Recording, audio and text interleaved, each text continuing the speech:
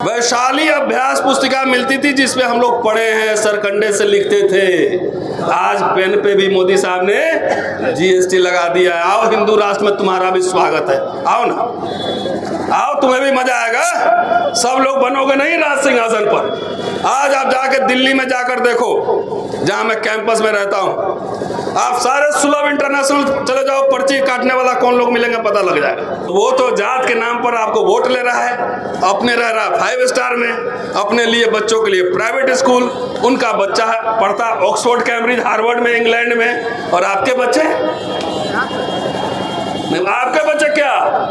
नीतीश कुमार ने post matric scholarship खत्म कर दिया, कोई सवाल ही नहीं करता है, कोई सवाल नहीं करता है, कोई आपका नेता भी नहीं जाया करते वहां पर, कोई एमएलए एमपी नहीं बोलता है। अरे मोदी जी, 70 साल में जो हुआ वही आप बेच रहे हैं, उसी को आप बर्बाद कर रहे हैं। कोई आरएसएस बीजेपी का बनाया हुआ कुछ भी नहीं। मोदी सरकार जो बेच रही है उसकी असली मांग दलितों पे पड़ने वाली है, जात जात में मत बटना। अब मैं एग्जाम्पल दे रहा हूं, मोदी जी कह रहे हैं ना कि हम सामाजिक न्याय बाबा साहब के लिए ये कर रहे हैं, वो कर रहे हैं, वो खाली मूर्ति बनवा रहे हैं। मूर्ति के पीछे मत जाना। बाबा साहब ने कहा था कि मुझे किताबों में ढूंढो, मुझे विचारों में ढूंढो, मुझे मूर्तियों में नहीं ढूंढो। हम लोग को दिखा रहा है मुसलमान, और असल हकमारी किसकी हो रही है? अरे हिंदुओं की हो रही है। जो हिंदू अपने आप को कहता है, क्या ब्राह्मणों की नहीं हो रही? क्या ठाकुरों की नहीं हो रही?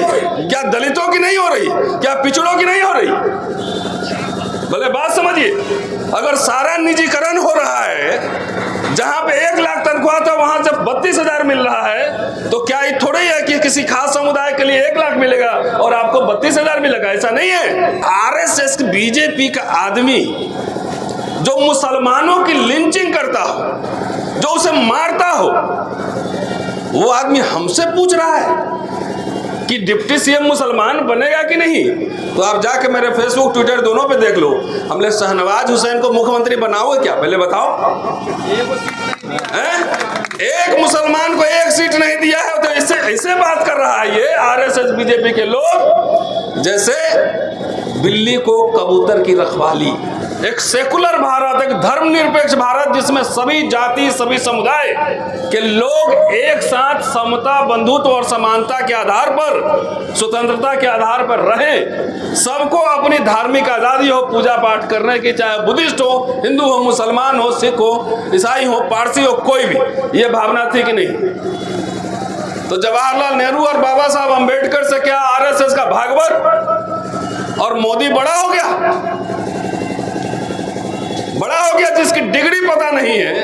कई बार जितना ज्यादा सफेद पहनता है उतना ज्यादा झूठ बोलता है, जितना ज्यादा कपड़े पहनता बदलता है उतना ज्यादा झूठ बोलता है। झूठ पे मोदी जी को रहने दीजिए। तो मैं सच ही बोलूंगा, और मैं सच ही बोलता हूं, इसलिए बहुत लोगों को ठीक नहीं लगता है।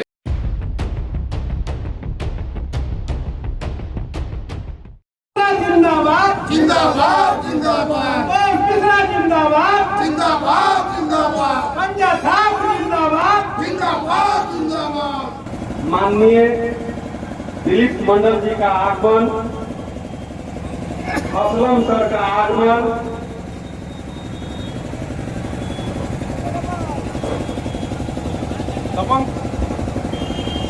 साथियों, हमारे बीच में दिल्ली विश्वविद्यालय का दबंग प्रोफेसर रतनलाल जी पहुंच चुके हैं, असलम साहब पहुंच चुके हैं। हमारे बीच में डॉक्टर बीपी जी भी पहुंच चुके हैं। गुलजारों देवी हॉस्पिटल के डॉक्टर बीपीसी भी पहुंच चुके हैं। हमारे महागठबंधन के कई साथी यहाँ पहुंचे हैं। हमारे भाई मुन्ना जी यहाँ पहुंचे हैं, मुरारी जी पहुंचे हैं, यहाँ सारे लोग पहुंचे हैं, उमा शंकर जी पहुंचे हैं, उमा शंकर गुप्ता जी पहुंच चुके हैं, सारे लोग पहुंच चुके हैं। और 10 मिनट में आप लोग के बीच में अपने नेताओं से हम निवेदन करेंगे कि आप लोग आइए और अपनी बात रखने का काम करेंगे। हम आप लोगों के बीच में आप लोग के बीच में आज महागठबंधन के उम्मीदवार संतोष मिश्रा जी को प्रचार करने के लिए, इनके पक्ष में वोट मांगने के लिए दिल्ली से चल करके आए हमारे दबंग प्रोफेसर डॉक्टर रतनलाल जी यहाँ आए हैं। आप लोगों से बात करेंगे, आप लोग को अपनी बात बताने का काम करेंगे। आपके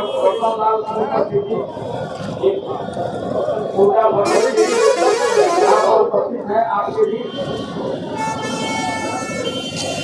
साथियों 5 साल के बाद मौका मिलता है आपको अपनी सरकार चुनने के लिए। अगर निकम्मी सरकार जो है, अगर तो सरकार भ्रष्टाचार में लिप्त हो तो उसे बदलने का मौका आपको मिलता है प्रत्येक 5 वर्ष के बाद। अगर आज आप झुकेंगे तो ये भ्रष्ट सरकार और निकम्मी सरकार पुनः आपके साथ अत्याचार करेगी, आपके अधिकारों का हनन करेगी, हिंदू मुसलमान करेगी, धर्म से धर्म को लड़ाएगी, जाति से जाति को लड़ाएगी। तो आप समझ लीजिए कि यह चुनाव केवल विधायक चुनने का नहीं है, बल्कि सरकार को बदलने का चुनाव है। आपको अपने अधिकार को बचाने का चुनाव है, आपको शिक्षा को बचाने का चुनाव है, स्वतंत्रता को बचाने का चुनाव है, समता, स्वतंत्रता, मौलिक और न्याय जो संविधान में वर्णित है उसे बचाने का सरकार है। आप लोगों ने देखा होगा कि 10 साल की 11 साल की केंद्र की सरकार और 20 साल की बिहार की सरकार, इन लोगों ने पूर्ववर्ती सरकार नेहरू पंडित जवाहरलाल नेहरू को, इंदिरा गांधी को, राजीव गांधी को, अम्बेडकर नामा नाम से, अम्बेडकर नामा नाम से उसे बेचने का काम किया है। अगर आप चाहते हैं कि आपकी समता, स्वतंत्रता, बंधुत्व और न्याय बचा रहे तो आप इस सरकार को बदलिए। हम यही आह्वान करके आपके बीच आए हैं और रतनलाल भी आए हैं और गुजरात भाई भी आए हुए हैं और आप सभी से हमारा अनुरोध है कि आप लोग इस बात को समझें। ये सरकार आपके शिक्षा को बर्बाद कर चुकी है, रोजगार को बर्बाद कर चुकी है। तो मैं अब आमंत्रित करता हूँ सम्मानित मंच और साथियों, मैं लगता है जब सासाराम आता हूं तो करागर में ही ज़्यादा रहता हूं। शेर शाह सूरी और बाबू जगजीवन राम की धरती है, इसको सलाम प्रणाम जय भीम बोलते हुए अपनी बात शुरू करता हूँ। नुक्कड़ नाटक और नुक्कड़ सभा का आनंद ही कुछ और है। और मुझे मेरा गांव याद आता है कि जब वहाँ कुश्ती होता था तो डंका बजा के एक बार घूम जाया जाता था, पहलवान लोग अपने आप आ जाते थे, बुलाना नहीं पड़ता था। तो उसी तरह नुक्कड़ सभा में और नुक्कड़ नाटक में जो श्रोता या दर्शक होते हैं वो एक एक व्यक्ति के एक सेनापति के बराबर होते हैं, क्योंकि किसी को गाड़ी में बैठा के नहीं लाया गया, किसी को पैसा नहीं दिया गया। तो आप लोग पर बहुत जिम्मेदारी है, बहुत बड़ी जिम्मेदारी है, क्योंकि आप करीब मुझे लग रहा है 1 घंटे से खड़े होकर सुन रहे हैं और इत्मीनान से सुन रहे हैं। 3 दिन से बिहार में हूँ, पहले गांव गया, वोट डाला, वोट डालना ज़रूरी है, देख लीजिए, और अपने पैसे से दिल्ली से आया हूँ। तो वोट डाला पहले गांव जाकर, उसके बाद कल से मैं यहाँ चिनारी प्रोग्राम में था खड़गे साहब का, आज इनके साथ नुक्कड़ सभा में था, एक आध मीटिंग भी हुई, और अब ये सभा है और इसके बाद सीधे मैं यहाँ से दिल्ली की ओर निकल लूँगा। मैं दिल्ली विश्वविद्यालय में पढ़ाता हूँ और आप सोच रहे होंगे कि आदमी अगर जो सोशल मीडिया पे मुझे फॉलो करते हैं, सोशल मीडिया पे देखते हैं, ट्विटर पे, फेसबुक पे या यूट्यूब पर, तो शनिवार रविवार कोई आदमी हर दिन घूमता रहता है, कहीं कहीं कुछ बोलता रहता है। बाकी लोग छुट्टी लेके घर पर रेस्ट करते होंगे, लेकिन मेरा कोई रेस्ट नहीं होता है। आखिर क्यों? मेरी एक ठीक ठाक सैलरी है, मुझे बड़ा सा घर मिला हुआ है, विजय जी कई बार आए हैं। व्यक्तिगत रूप से मुझे कुछ भी नहीं चाहिए। बेटा विदेश पढ़ता है, बेटी अच्छा स्कूल में पढ़ रही है, तो आखिर ये आदमी पागल ही होगा ना कि ये घूम रहा है, लोगों को जागृत करने की कोशिश कर रहा है। इस बैकग्राउंड के तहत मैं आपसे एक अपील करना चाहता हूं कि सच बोलूं कि झूठ बोलूं, पहले ये बता दीजिए। क्योंकि झूठ बोलने वाला गप्पा शब्द है ना, बहुत उल्टा पुल्टा बात करता है, और कई बार जितना ज्यादा सफेद पहनता है उतना ज्यादा झूठ बोलता है, जितना ज्यादा कपड़े पहनता बदलता है उतना ज्यादा झूठ बोलता है। झूठ पे मोदी जी को रहने दीजिए। तो मैं सच ही बोलूंगा, और मैं सच ही बोलता हूं, इसलिए बहुत लोगों को ठीक नहीं लगता है। मैं समुदायवार कुछ बातें आपके सामने रखना चाहता हूं। अभी इलेक्शन होगा तो अभी देखिएगा, घुसपैठिए आ गए, मियां मुसलमान मटन मंगलसूत्र होगा, सब होगा। 10-11 साल से इनको घुसपैठिया याद नहीं आ रहा है। जब जब चुनाव होता है, राहत इंदौरी का शेर है, सरहद पर तनाव है क्या, पता करो चुनाव है क्या। इसको मैं थोड़ा बदल देता हूं कि गांव गांव में तनाव है क्या, पता करो चुनाव है क्या। गांव गांव में जब भी आता है ये इलेक्शन के समय, खाली अब पाकिस्तान खुद आदमी बिरयानी खाने चला जाता है, जाके सऊदी अरब में शेख से गले मिलता है, उसमें दिक्कत नहीं है। लेकिन गांव गांव में जो हिंदू मुसलमान एक साथ रहते थे, उसके अंदर ये पाकिस्तान क्रिएट करता है। और खास तौर से शेख हसीना तमाम वहां जाके मंदिर के लिए जमीन भी मांगाया, वहां से तेल भी ले रहा है, सब कुछ ले रहा है, बिजनेस हो रहा है अडानी का वहां पर। लेकिन आपको क्या बता रहा है गांव गांव में, हिंदू मुसलमान। तो पहले मैं मुसलमान पर थोड़ा बोलूंगा, उसके बाद थोड़ा दलित पर बोलूंगा, उसके बाद पिछड़ा पे बोलूंगा, उसके बाद सवर्ण पे भी बोलूंगा, खास तौर से ब्राह्मण समुदाय पर ये बोलूंगा। जो साथी यहाँ होंगे इत्मीनान से सुनिएगा, ऐतिहासिक तथ्यों पे बात करता हूँ, कोई झूठ फरेब नहीं बोलता, इसलिए पहले पूछ लिया कि सच बोलूं कि झूठ बोलूं। सबसे पहले आइए, पंडित जवाहरलाल नेहरू, अंबेडकर, सरदार पटेल, बड़े बड़े लोग संविधान सभा में थे जब संविधान का निर्माण हो रहा था। तो उन्होंने कौन सा भारत की कल्पना की थी? कौन सा भारत? एक सेकुलर भारत, एक धर्मनिरपेक्ष भारत, जिसमें सभी जाति, सभी समुदाय के लोग एक साथ समता, बंधुत्व और समानता के आधार पर, स्वतंत्रता के आधार पर रहें। सबको अपनी धार्मिक आजादी हो, पूजा पाठ करने की, चाहे बुद्धिस्ट हो, हिंदू हो, मुसलमान हो, सिख हो, ईसाई हो, पारसी हो, कोई भी, ये भावना थी कि नहीं? तो जवाहरलाल नेहरू और बाबा साहब अंबेडकर से क्या आरएसएस का भागवत और मोदी बड़ा हो गया? बड़ा हो गया जिसकी डिग्री पता नहीं है। मैं दिल्ली विश्वविद्यालय में पढ़ाता हूं और वहां से एंटायर पॉलिटिकल साइंस से मास्टर किए हैं। कहां है मोदी जी, डिग्री तो दिखा दो। अभी मैं टीवी डिबेट पे कांग्रेस की तरफ से as a spokesperson, as a प्रवक्ता रहता हूं। अभी 2-3 दिन से इधर, उसलिए शाम का प्रोग्राम सारा कैंसिल है, कल से फिर शुरू करूंगा। तो जब यहाँ पे तेजस्वी यादव सीएम और मुकेश सहनी डिप्टी सीएम बने, तब से बीजेपी वाले क्या टीवी में पूछ रहे हैं कि आपका दलित सीएम क्यों नहीं हुआ, आपका अति पिछड़ा सीएम क्यों नहीं हुआ? जाके देख लीजिए, अंजना ओम कश्यप का प्रोग्राम है आज तक वाला, देखिएगा। मैंने कहा हम 2 सीएम और देंगे, बोला आपने पार्टी से पूछा है? हमने कहा नहीं, इतनी समझ मेरी है कि अगर गहलोत साहब कह रहे हैं कि कुछ डिप्टी सीएम और बनेंगे, तो इतनी समझ मेरे पास है। उसके बाद न्यूज़ 24 पे था, हमने आरएसएस बीजेपी का आदमी जो मुसलमानों की लिंचिंग करता हो, जो उसे मारता हो, वो आदमी हमसे पूछ रहा है कि डिप्टी सीएम मुसलमान बनेगा कि नहीं। तो आप जाके मेरे फेसबुक, ट्विटर दोनों पे देख लो, हमने शहनवाज हुसैन को मुख्यमंत्री बनाओगे क्या? पहले बताओ। एक मुसलमान को 1 सीट नहीं दिया है, तो इससे ऐसे बात कर रहा है ये आरएसएस बीजेपी के लोग, जैसे बिल्ली को कबूतर की रखवाली है ना, बिल्ली को दही की रखवाली।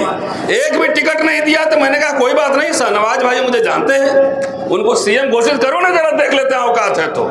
ये हाल है। और आपको इसमें से जितने हिंदू अपने आप को कहते हैं, दलित, पिछड़ा और सवर्ण, सब लोग, आपको तो दिखा रहा है मुसलमान यहाँ बैठे हुए हैं, 4 मुसलमान बैठे हुए, इनसे परेशानी है। लेकिन असली हकमारी मुसलमानों की नहीं हो रही है, पहले समझिए बात। अरे मुसलमान मुसलमानों ने लिया क्या? मुसलमान तो खाली ये सोच रहा है अब कि मेरे फ्रिज में ये नहीं देखे कि कौन सा खाना पड़ा हुआ है मेरे फ्रिज में, ये हालत है। तो आपको दिखा रहा है मुसलमान। बचपन में हम लोग क्या देखते थे, मैं बिहार का ही रहने वाला हूँ, दिल्ली में नहीं, दिल्ली का नहीं।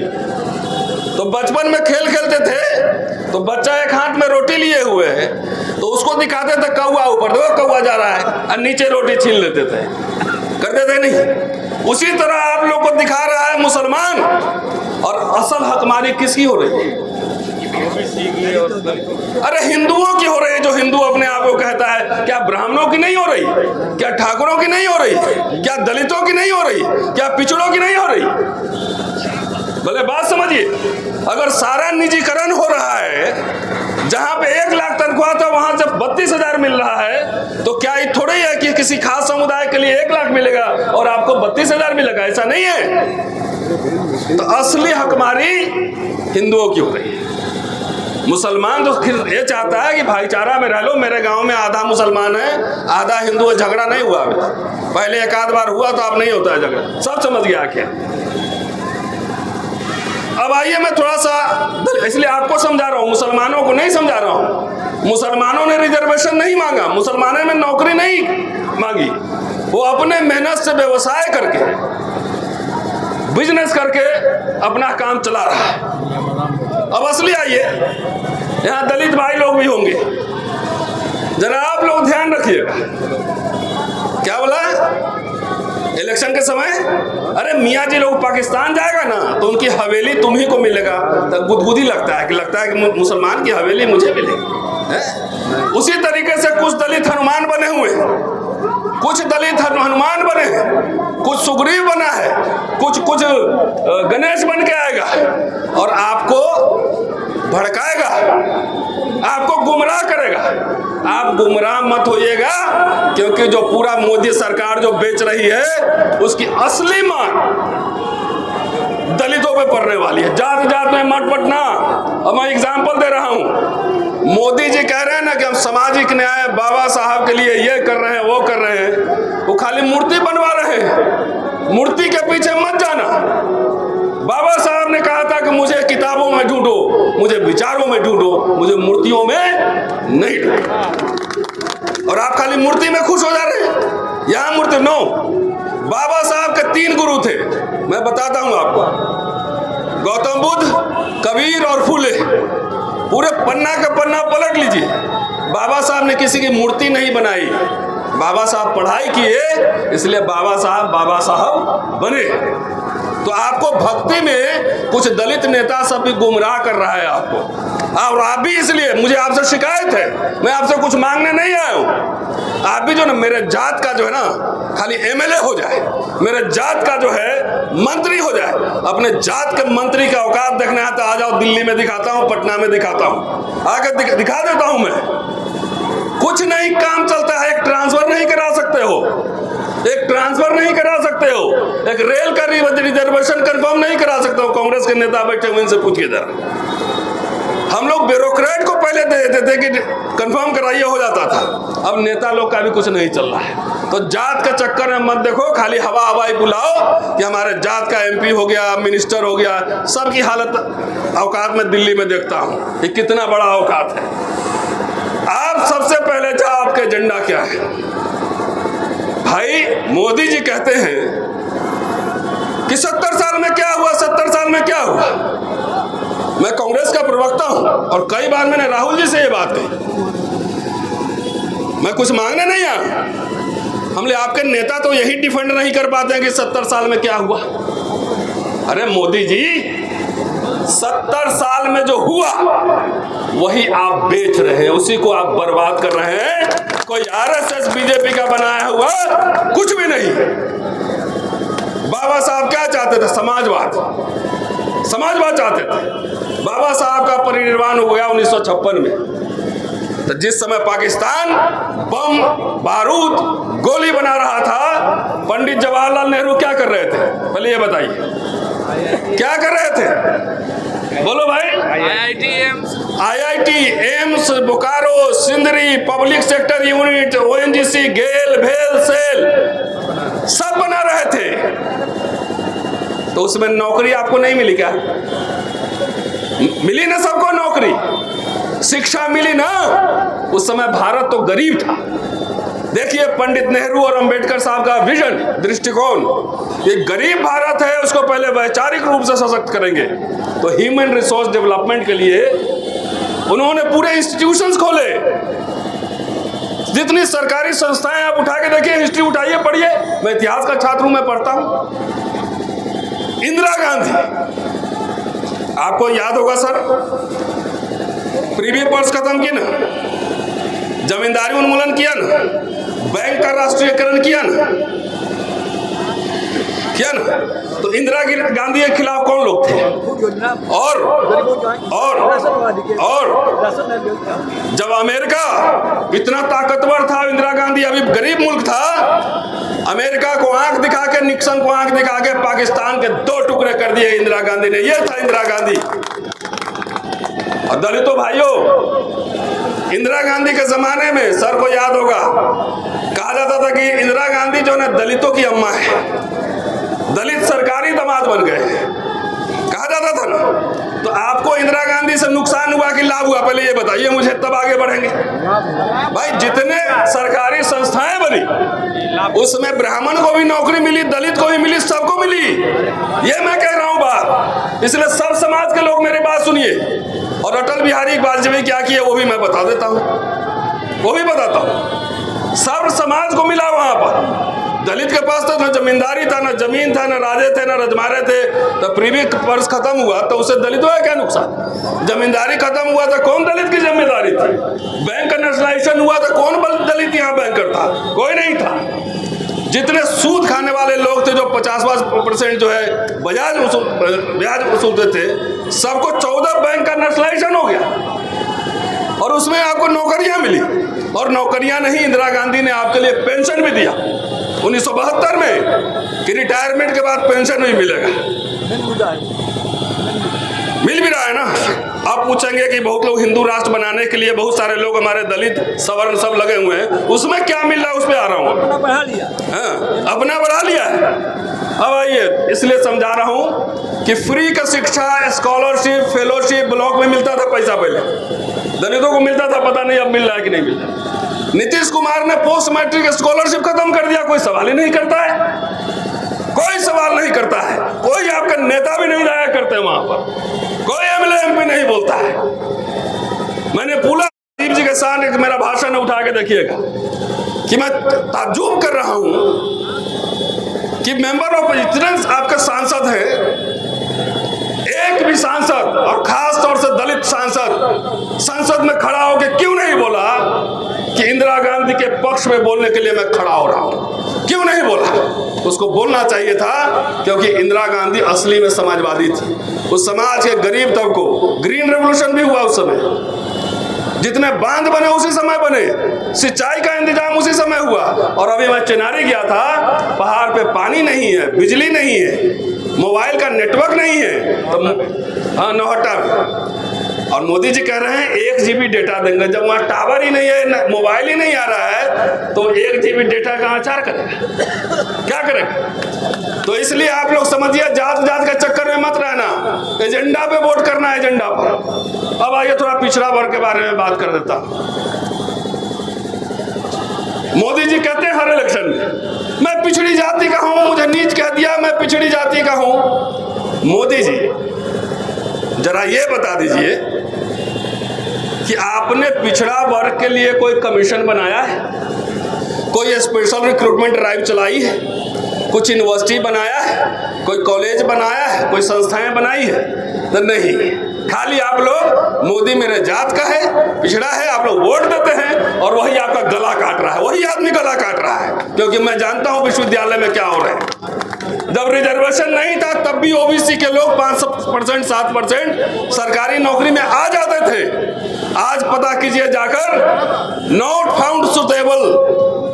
ओबीसी प्रधानमंत्री है, ओबीसी मुख्यमंत्री है, अब पिछड़ों का हो रहा है नॉट फाउंड सुटेबल। आपके बच्चे नौकरी करेंगे क्या? कि पंचर लगाएंगे जाके पेट्रोल पंप पर 20,000 का नौकरी करेंगे? नॉट फाउंड सुटेबल हो रहा है यूनिवर्सिटी में, हर संस्थान में। ये आपको नहीं दिख रहा है? नहीं दिख रहा है तो मेरे बोलने का भी कोई फायदा नहीं होगा। साल 2 साल के बाद बैठकर रिसर्च करूंगा, कोई आप लोग के बीच में बोलने का कोई फायदा नहीं। तो कोई भी एक काम नहीं किया ओबीसी के लिए। अरे वीपी सिंह ने मेडिकल और यूपीएससी में चोरी होता है हमेशा, बिहार का चोरी है, घूस पर लोग निकल पा रहा है। जानते हैं हम भी बिहार के ही हैं, सब जानते हैं क्या हो रहा है। ये मुद्दा का मुद्दा। अरे पहले जी लालू यादव का राज था, चाहे कांग्रेस का राज था, तो थाना पे आप लोग जाते थे ना सफेद कुर्ता पैजामा वाले, तो थानेदार डर के मारे सुनता था, वीडियो सुनता था, डीएम सुनता था कि जनप्रतिनिधि है। आज आप ब्लॉक में घुस कर दिखा लो, कोई नहीं सुनता है, कोई नहीं सुनता है। नेता उठा का भी नहीं सुन रहा है कोई ब्लॉक में, जनप्रतिनिधि का नहीं सुन रहा है। जब लालू यादव आया तो पिछड़े अधिकार मांगा लोग में जी। तो क्राइम हुआ कि बिहार कैसे बढ़ रहा है। वह इसी को तो जंगल राज कह रहा है, 10 आदमी बैठ के दिल्ली में। मर्डर करता है, कैसे पिछड़ा बढ़ेगा। तो आप एक बार बताओ, पिछड़ा वर्ग का आरक्षण जो है वो तो वीपी सिंह लागू किए नौकरी में, और शिक्षा में किसने लागू किया? अर्जुन सिंह। कभी नमस्ते करते हो, उनको सलाम करते हो, thank you mister Arjun Singh, हैं? Thank you mister Arjun Singh. आप भी सेलिब्रेट नहीं करते होंगे, मैं जानता हूं। क्यों? जिस आदमी ने इतना क्रांतिकारी काम किया, शिक्षा का मतलब है वो शेरनी का दूध है, जो पढ़ेगा वही दहाड़ेगा, नहीं पढ़ेगा तो कुछ भी बन जाओ मंत्री, कोई नहीं पूछता है, कोई नहीं पूछता है। बोलने आएगा तब ना, बोलने के लिए पढ़ना पड़ेगा। खाली भाषण देने से थोड़ी होता है, कंटेंट चाहिए। अर्जुन सिंह ने आपको शिक्षा में दिया, मोदी ने या नीतीश कुमार ने क्या दिया? एक सवाल पूछो खाली, अपने जात का मत देखो, आपके बच्चों का भविष्य क्या होगा इसकी चिंता करिए। अगर वो सरकारी स्कूल नहीं होते मुजफ्फरपुर में, वो सरकारी कॉलेज में बढ़िया पढ़ाई नहीं होता, तो मैं दिल्ली तक पहुंचता क्या? जितने आपके आसपास 50-60 के उम्र वाले हैं, सबसे पूछिए, वो गांव के सरकारी स्कूल में, उसमें आप भी हैं, सारे लोग, मेरे घर के लोग गांव के सरकारी स्कूल में पढ़े, अब वो पढ़ के बड़े बड़े IAS ऑफिसर, साइंटिस्ट, प्रोफेसर, जज बने हैं कि नहीं बने हैं? पूछिए आज के बीजेपी और जेडीयू के नेताओं से। ये क्या वो अपने बच्चों को जिला स्कूल, जो सबसे बेहतरीन स्कूल समझा जाता था, हर जिला में एक जिला स्कूल होता था जिसमें SP का भी बेटा पढ़ता था, कलेक्टर का भी पढ़ता था, आम लोग भी पढ़ते थे। क्या किसी नेता, किसी अफसर का बच्चा आज जिला स्कूल में, सरकारी स्कूल में पढ़ रहा है क्या? एक सवाल पूछिए। सरकारी अस्पताल में इलाज करवा रहा है क्या? तो वो तो जात के नाम पर आपको वोट ले रहा है, अपने रह रहा 5 स्टार में, अपने लिए बच्चों के लिए प्राइवेट स्कूल, उनका बच्चा पढ़ता ऑक्सफोर्ड, कैम्ब्रिज, हार्वर्ड में, इंग्लैंड में, और आपके बच्चे, आपके बच्चे क्या खिचड़ी खाओ, प्लेट पकड़ो स्लेट छीनो, प्लेट पकड़ो और स्लेट छीनो। तो मैं आपके लिए चिंतित नहीं हूं, आपका जो होना है वो तो होगा ही। मेरी चिंता का विषय आपके बच्चे हैं, जिनके लिए शिक्षा का होना जरूरी है, रोजगार का होना जरूरी है। और जितने हमारे बहुत सारे हिंदू राष्ट्र बनेगा तो उनको भी गुदगुदी लगती है रात में, ये पता नहीं लगता कि हिंदू राष्ट्र बनेगा तो उन सिंहासन पर बैठेंगे और बाकी लोग जमीन पर बैठेगा। ऐसा नहीं होने वाला है, ऐसा नहीं होने वाला है। कंफ्यूजन आप छोड़ दीजिए, समाज बदल चुका है। उन्हीं से मैं पूछना चाहता हूं, हिंदू राष्ट्र बनाने वालों से,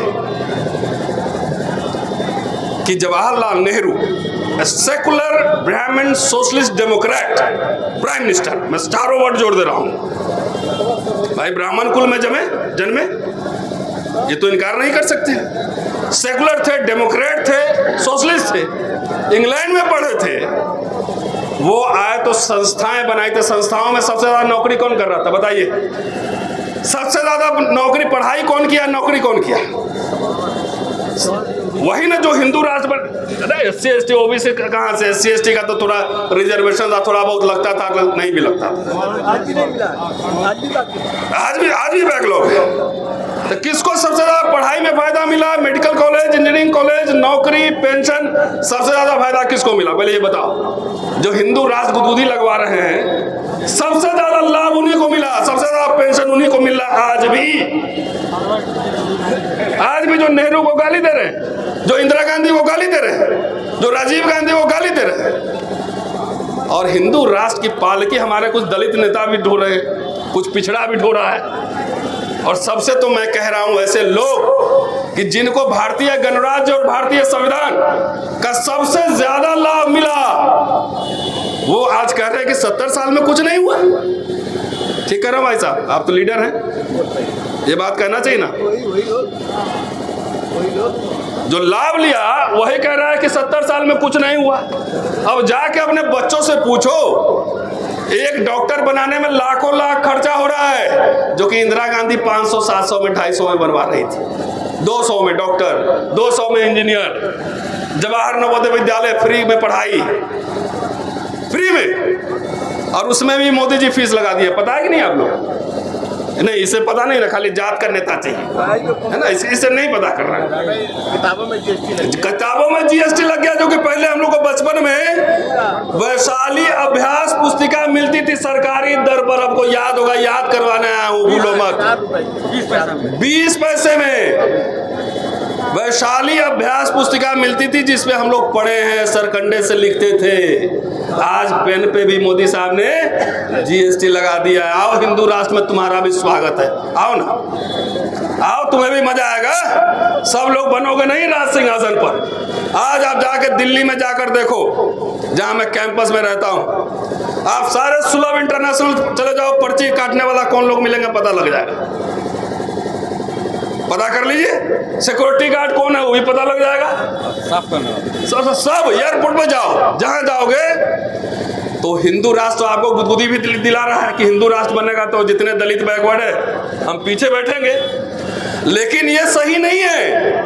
वो सब अडानी के यहाँ जा रहा है, बोल रहा है कि सरकारी नौकरी खत्म, सरकारी स्कूल कॉलेज खत्म, सब कुछ खत्म, सब कुछ खत्म। आप प्राइवेट में नौकरी करो, 1 लाख की जगह 15,000 20,000 पाओ, आओ मजे आएगा तुम्हें। इन सब बचाने के लिए मैं महागठबंधन के प्रचार के लिए आया हूँ। आप सब योद्धा हैं, मोबाइल उठाइए, 50 रुपया खर्चा कीजिए और सासाराम पूरे शाहबाद रीजन में जहां आप फोन कर सकते हैं फोन करिए और सबको बोलिए कि जो जितने अधिकार हैं, जन अधिकार का लुटेरा भाजपा एनडीए सरकार है, उसको हराओ और भारतीय संविधान और भारतीय गणराज्य को बचाओ। ये है एजेंडा। नहीं तो किसी को जो है ना, संविधान खत्म, सेकुलर रिपब्लिक खत्म, मिलना किसी को कुछ नहीं है। जो राशन है तो राशन दिया हुआ है ना जी, कह रहा है कि हमारा दिया नहीं, सब पहले कांग्रेस का ही दिया हुआ है। अभी यूपीए सरकार में 2 यूनिवर्सिटी बना था, साउथ बिहार और नॉर्थ बिहार सेंट्रल यूनिवर्सिटी, एक इंटरनेशनल यूनिवर्सिटी बना नालंदा यूनिवर्सिटी, और ये विश्व गुरु बन रहे, एक यूनिवर्सिटी कॉलेज नहीं खोला है। आप पता कर लो जरा सा, सब नाम बदल रहा है। जो नेहरू जी इंदिरा जी के समय बना था उसी का नाम बदल रहा है। एक भी बताओ कौन सी यूनिवर्सिटी 20 साल में आपने देखा है बिहार में? एक बता दो। कितने कॉलेज देखे हैं आपने? एक बता दो।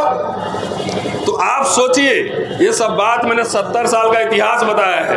अपने बच्चों का भविष्य देखिए। हम लोग कोई राजा महाराजा घर में पैदा नहीं, मेरे दादा दादी मजदूर थे, वहां से सरकारी विद्यालय में पिताजी को पढ़ाए, पिताजी जब पढ़े नौकरी किए तो हम जितने भाई बहन सबको पढ़ाए, तो सब प्रोफेसर अफसर सब बना, उसी सरकारी संस्था से निकले हुए हैं। ये आपको समझाने आए हूँ। अब तो हम सक्षम होंगे कि अपने बच्चों का इंतजाम करेंगे, लेकिन मुझे हर समय ये कष्ट, ये वेदना, ये पीड़ा रहती है कि जिस गांव से, जिस स्कूल से पढ़ के आया, उस समाज का लोग अब क्या करेगा, कैसे पढ़ेगा, कैसे बढ़ेगा, ये मेरे जहन में हर समय चिंता रहती है। इसलिए मैं आपको वादा कर रहा हूँ, जो 30 पेज का मैनिफेस्टो निकला है महागठबंधन का, आप जितवाइए महागठबंधन को। यहाँ पे मिश्रा जी अभी खड़े हैं इंडियन नेशनल कांग्रेस से, उनको जितवाइए, और जब सरकार बनेगी, आपको दावा कर रहा हूं, लगातार ये दबाव जरूर बनाएंगे। उस एजेंडा को आप लागू करिए, उस एजेंडा को लागू करिए। ये खाली कागज नहीं है, संविधान एक किताब नहीं है, मैनिफेस्टो एक कागज नहीं है। जब आप लिख के कुछ देते हैं, इसका मतलब जनता से आप कुछ वादा कर रहे हैं, ये वादा हमें पूरा करना है। वो एक तरह का शपथ पत्र है जनता के साथ। मैं उस समय भी आपके साथ खड़ा रहूंगा यदि मौका मिला तो। ये मत कहिएगा कि दिल्ली से आया था चले गए भाग गया, नहीं हुआ।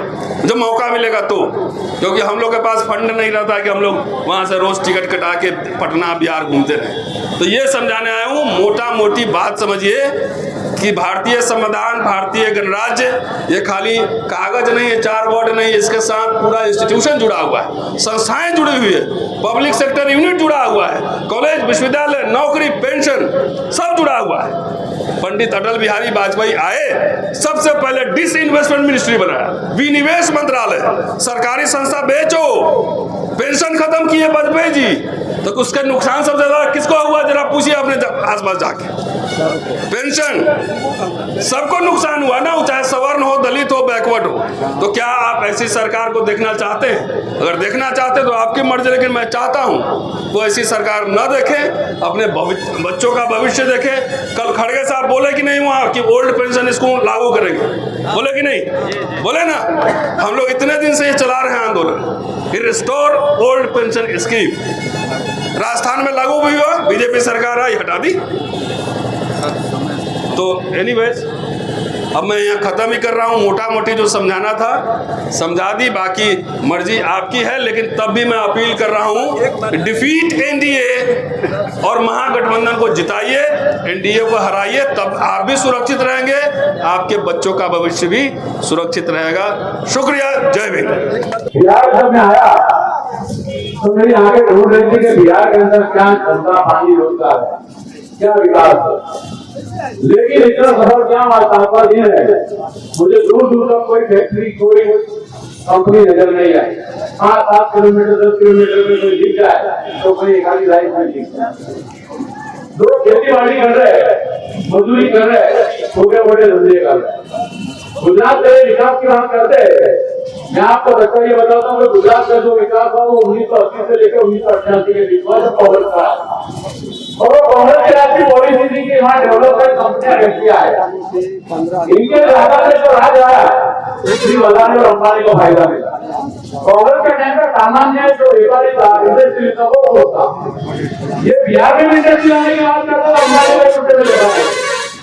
आपको मेरा निवेदन है, हमारे यहाँ के उम्मीदवार संतोष कुमार नेता जी, उनको भारी भरकम बहुमत से जिताओ। तेजस्वी जी का जो प्रण है वो संसद के साथ फ्रंट आगे बढ़े, तो हमको भी संसद देना पड़ेगा कि संतोष कुमार की यहाँ से जीते। हमारे एक वोट ड्यूटी है 11 तारीख के दिन, आप लोगों पंजे की किसान में बढ़े, ये आपस में नंबर व्यक्ति है निवेदन है। आज की लड़ाई संविधान से बचाने की लड़ाई है, क्योंकि हिंदुस्तान में बीजेपी संविधान बदलना चाहती है और आपको जो आरक्षण मिल रखा है उस आरक्षण को खत्म करना चाहती है। सबसे बड़ी बात प्रधानमंत्री जी ने, मोदी जी ने बिहारियों का जिस तरीके से बेइज्जती की कि उन्होंने कहा कि कट्टा लगा के मुख्यमंत्री तेजस्वी को बनाया जा रहा है। तो क्या बिहारी भी कट्टा चलाते हैं? ये इतनी बड़ी बेइज्जती की उन्होंने हमारे बिहारी को। तो हम कहते हैं कि आप लोग अपने वोट की ताकत से उनको दिल्ली वापस करना होगा। ये गुजरात के लोग बिहार पे कब्जा करना चाहते हैं। अभी अडानी को 1 रुपए में उन्होंने जमीन दी है। आप सोचिए, रोजगार को नहीं दिया लेकिन अडानी को लाके आप ठोक दिया है। तो आप लोगों को इस बात को झूठ से काम लेना होगा कि एक सीट जिता के तेजस्वी यादव जी को मुख्यमंत्री बनाना होगा, और मुख्यमंत्री बनते ही आप स्वास्थ्य का लाभ लीजिए। 25 लाख रुपए का बीमा है, आप किसी भी हॉस्पिटल में जाएंगे आपका इलाज शुरू हो जाएगा। आपके पैसा लेने की बात नहीं होगी, 25 लाख के अंदर जो भी इलाज होगा वो पूरा इलाज किया जाएगा। और 14 जनवरी को सरकार बनने के बाद एक महिलाओं के खाते में 30,000 रुपया देने का वादा किया है। सबसे बड़ी बात कि जो बिहार के लोग पढ़ाई करते हैं, यहाँ पे रोजगार नहीं मिलता है, जिस पर कोई भी नहीं सोचता है, लेकिन राहुल गांधी जी और तेजस्वी यादव जी ने वादा किया है कि हर घर में एक सरकारी नौकरी दी जाएगी। और यहाँ पे यहाँ पे इतना बड़ा बड़ा उद्योग लाया जाएगा कि जो हमारे भाई पलायन करने जाते हैं दूसरे जगह रोजगार ढूंढने जाते हैं वो रोजगार बिहार में मिलेगा। और आज के करगल में मैं वादा करता हूँ कि करगल विधानसभा में एक बड़ा उद्योग लगेगा। यहाँ के कोई भी नौजवान को ना सूरत जाना पड़ेगा न दिल्ली जाना पड़ेगा। ये आपसे वादा है। और आपसे एक वादा और करते हैं, क्योंकि हम दिल्ली से आए हुए हैं, आपका विधायक अगर चुन के आप भेजेंगे तो मैं इस बात का बाखूबी से मैं कहूंगा कि आपका विधायक इस बार मंत्री बनने जा रहा है और मंत्री बनेगा तो करगल को दम सजा देगा। इसके बाद बहुत बहुत धन्यवाद। बगल के क्षेत्रों में एनडीए के जो उम्मीदवार हैं, एक बोल रहा है कि हम आपकी औकात को बता देंगे, दूसरा बोल रहा है कि हम आंखें निकाल लेंगे। तो आप समझिए ये सरकार आएगी तो आपके साथ क्या होने वाला है। अब मैं अगले वक्ता के रूप में राम प्रवेश कुशवाहा को मैं आमंत्रित करता हूं, आए और बिना संबोधन में समय गंवाए, केवल अपनी बात को रखें, मेरा यही अनुरोध है। आज के इस लोकल सभा के सम्मानित अध्यक्ष संचालनकर्ता बड़े भाई विजय प्रकाश जी तथा हम सबों के धरती पर दिल्ली विश्वविद्यालय से आए हुए हम सबों के चिंतक बहुजन समाज के बारे में अपना दर्शन देने वाले बड़े भाई रतन लाल जी तथा गुजरात की धरती से आए हुए हम सबों के पास असलम साइकिल वाले तथा इस अवसर पर उपस्थित महागठबंधन के सभी नेतागण कार्यकर्तागण बंधुओं, निश्चित तौर से अब चुनाव हो रहा है। भाई संतोष मिश्र जी का चुनाव नहीं है और नहीं जो विपक्ष में खड़े हमारे भाई जो भी विपक्षी है उनका चुनाव नहीं है। यह चुनाव बिहार के राजसत्ता पे कौन आसीन होंगे इसकी चुनाव है। एक तरफ एक्सपायर ब्रेन डेड मुख्यमंत्री के लिए चुनाव करना है, तो एक तरफ नया विजन नया दृष्टिकोण रखने वाले एक युवा शक्ति का चुनाव करना है। इन्हीं दोनों के बीच चुनाव करना है। आप सारे मुद्दों को भूल जाइए और बिहार पर नदी लगाए हुए हैं। पूरा बिहार प्रथम चरण का चुनाव आप किसी भी यूट्यूबर के माध्यम से देखा होगा आपने, वहाँ पर क्या आगाज दिया है। पहले चरण के चुनाव में बिहार की जनता ने हाथी मंडू साहब के धरती पे, रघुनाथ प्रसाद साहू जी के धरती पे, भिखारी साहब के धरती पे, हीरा साहब जी के धरती पे, गिरीश दादा के धरती पे आए हुए रतन लाल जी दिल्ली विश्वविद्यालय के प्रोफेसर, दलित चिंतक, इस देश के दलित पिछड़े की आवाज को मजबूती से उठाने वाले, गुजरात से चलकर आए हुए मेरे साथी AICC के मेंबर भाई असलम साइकिल वाले, सैयद इकबाल साहब जो कि दिल्ली से AICC के मेंबर है, हम लोग के बीच में पधारे हैं। मैं अपने कोचस के धरती पर इनका हार्दिक अभिनंदन स्वागत करता हूँ। मुस्लिम तरीन सर, हमारे परम आदरणीय गार्जियन उमेश यादव जी, राम प्रवेश कुशवाहा जी, मुरारी जी, उमा शंकर गुप्ता जी, शशिकांत भैया, पान समाज के अध्यक्ष यहाँ उपस्थित अरविंद यादव जी, सतीश पांडे जी, बहुत साथी गार्जियन कोचस प्रखंड के इस नुक्कड़ सभा के कार्यक्रम में उपस्थित है। हमारे मुखिया जी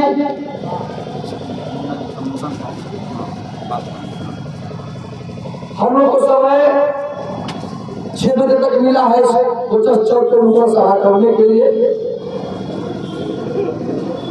लेकिन प्रोटोकॉल के देखते हुए, चुनाव की सीमाओं को देखते हुए कम समय का संबोधन करना है। संचालन जी का भी एक गाइडलाइन का हमें पालन करना है। हम घुमा फिरा कर बात नहीं करेंगे, सीधे मुद्दे पे आएंगे। 20 साल हो गया नीतीश कुमार जी को सत्ता में बने हुए, अब समय आया है इस सत्ता को उठाने का। बेरोजगारी बिहार में चरम सीमा पे है, पढ़ाई चरम सीमा पे है, भ्रष्टाचार चरम सीमा पे है, रोजी रोजगार की महामारी है। आप कोई भी काम अगर इस